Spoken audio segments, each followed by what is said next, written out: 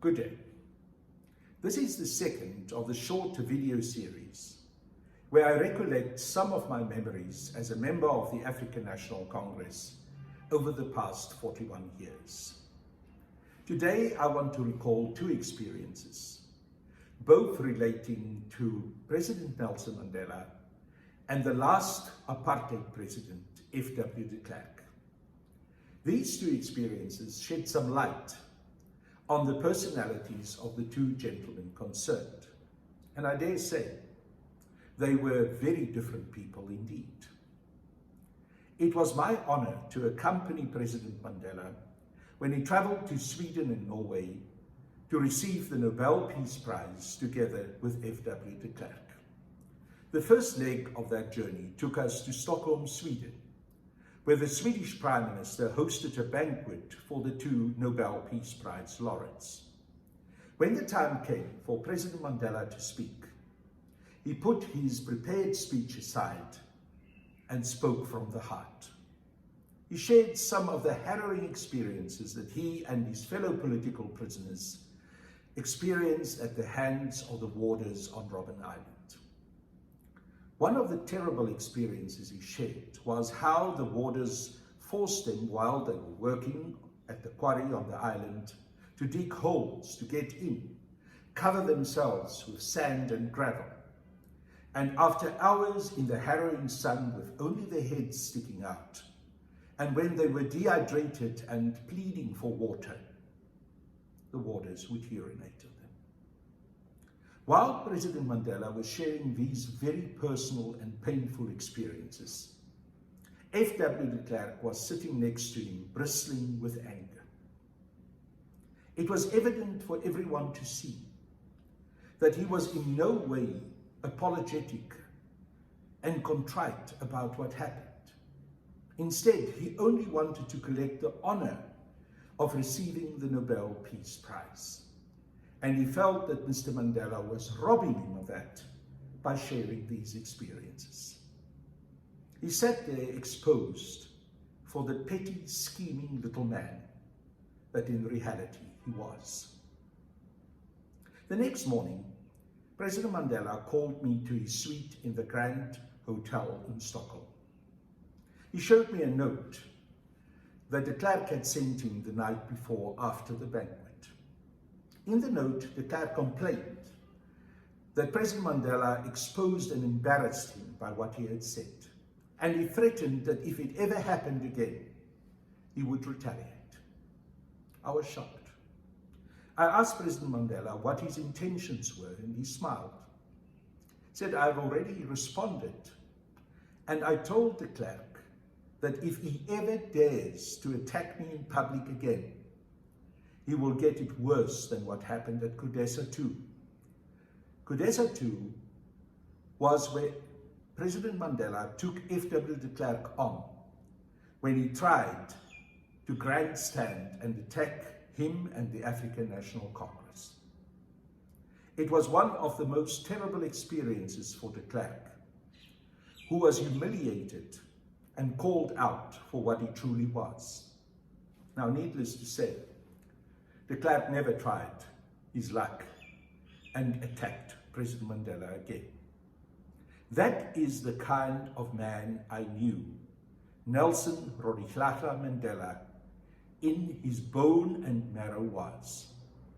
A man of principle, a strong man, but a man that understood that it was necessary for him to negotiate even with the evil president of apartheid in order to eventually bring democracy and that wonderful date of the 27th of April 1994, when the people of South Africa could vote, all of them in a non-racial and universal franchise for the future of themselves and their children.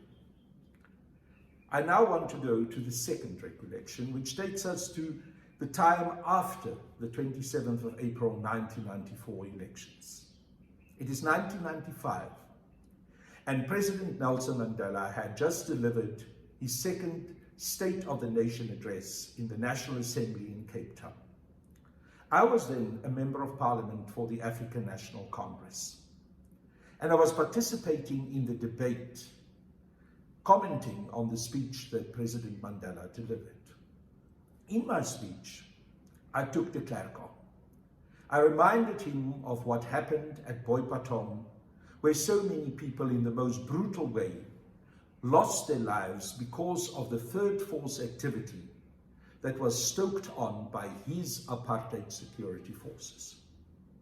I also reminded him of the terrible atrocities that were committed by the apartheid security forces that went across the borders and attacked what they believed to be ANC safe homes and vestiges of Umkhonto we Sizwe.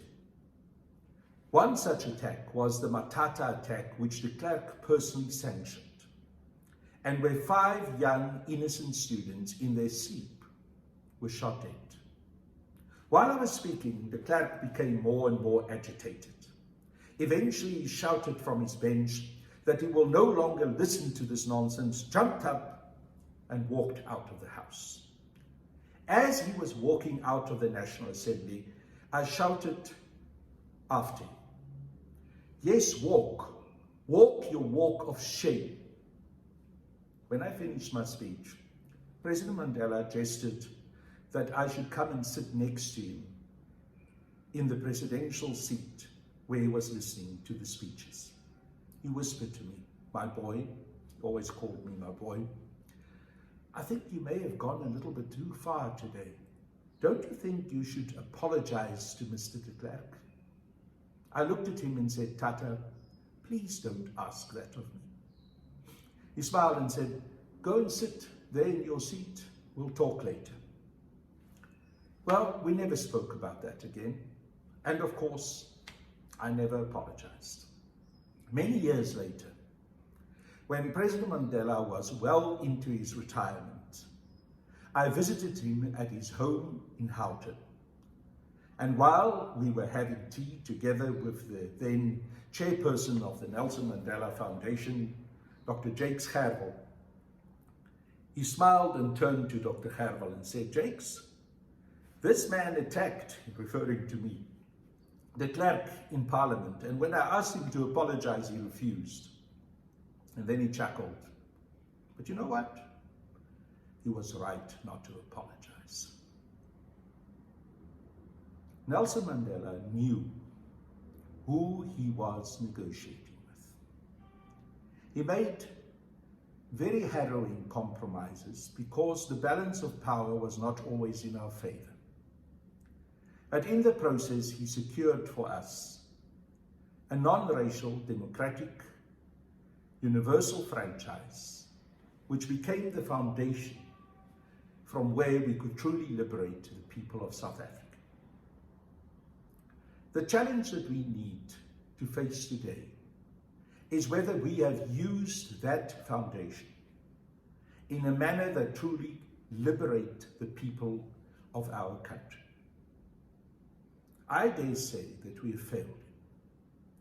That when we had the opportunity, especially during the second term of the presidencies of President Thabo Mbeki, with a 2/3 majority in the National Assembly, to change the Constitution, to get rid of the sunset clauses, which was one of the compromises that came out of the negotiations, to deal with the issue of property rights, and especially the return of the land to the people, we failed to do so.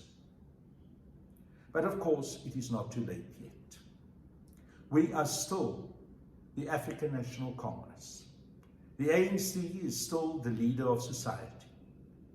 And we can still take those decisions that can truly liberate the people of South Africa and fulfill the dream that the longest serving president of the African National Congress, Comrade O.R. Tambo, had when he said, "Liberation will never just be the vote, but it will have to be also full economic liberation." That is why I and many people in the African National Congress together push so hard for radical economic transformation, because we understand that to radically transform our economy and put it in the hands of the majority of Black and especially African South Africans will be the final culmination of what Nelson Mandela, O.R. Tambo, and the many other presidents of the African National Congress dedicated their lives to. That challenge we need to grasp, and we need to make it become true. I greet you until the next installment of these short videos.